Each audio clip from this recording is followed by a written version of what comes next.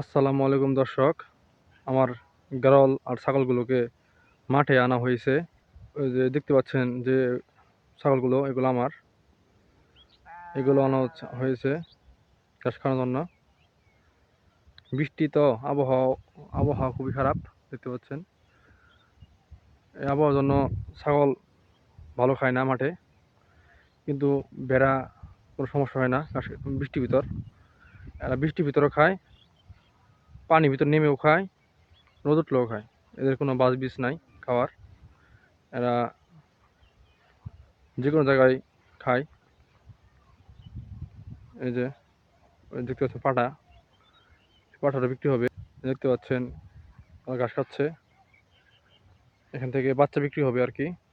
দুইটা বাচ্চা গতকাল হয়েছে, আর দুইটা বাচ্চা বিক্রি হবে। এই যে কারণ ওই যে দুটো খাচ্ছে। এই যে এই পাশে কয়টা আছে দেখতে পাচ্ছেন। আমার এই পাঠাটা বিক্রি করা হবে। যারা নিবেন যোগাযোগ করবেন বা কমেন্টে মেসেজ দিবেন যারা নিবেন। ভিডিওটি দেখার জন্য সকলকে ধন্যবাদ। চ্যানেলটি সাবস্ক্রাইব করে চ্যানেলের পাশে থাকবেন। ধন্যবাদ সবাইকে। আসসালামু আলাইকুম।